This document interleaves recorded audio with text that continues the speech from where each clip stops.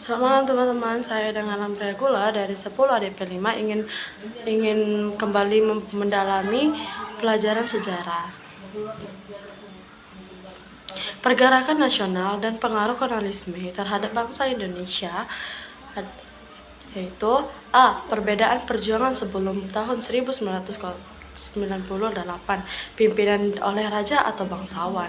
2. Bersifat kedaerahan. 3. Berjuang secara fisik atau bersenjata. 4. Terfokus pada pimpinan karismatik. 5. Bersifat kreatif atau spontan setelah tahun 1998. 1.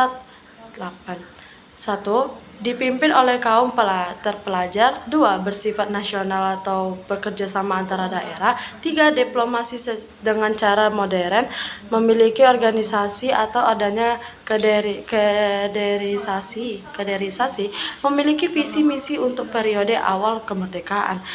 Di periode awal kemerdekaan terjadi pada tahun 1945 sampai 1959 ya teman-teman. Periode ini menandai awal dari kemerdekaan politik dan perjuangan Indonesia untuk mengakui dan mempertahankan kemerdekaan.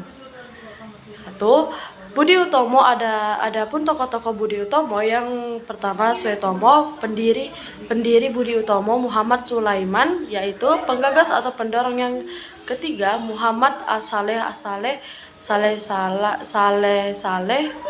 Pendiri Komunisaris Budi Utomo, tujuan untuk menjadikan kedua kedudukan bangsa Jawa, Sunda, dan Madura pada diri sendiri dan bangsa dengan memperdalam kesenian, meningkatkan kualitas hidup masyarakat, mengembangkan kesenian dan kebudayaan. 2. Syarikat Islam. Tokoh-tokoh syarikat Islam yaitu yang pertama Haji Samhudin sebagai pendiri SDI, yang kemudian berubah menjadi si tujuan pembina kerjasama antara sesama anggota, menolong, menciptakan kehidupan makmur dan menciptakan keturunan.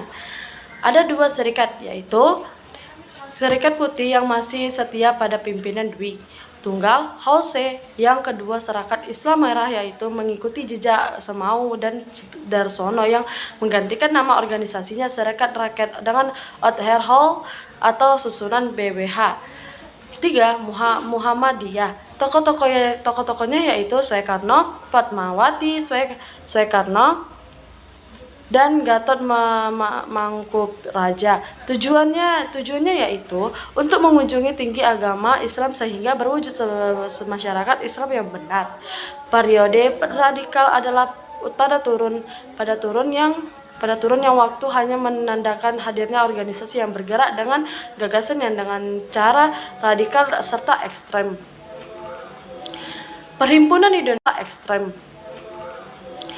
Perhimpunan Indonesia memiliki tujuan, yaitu tanggung jawab terhadap rakyat Indonesia dan tidak termasuk Belanda.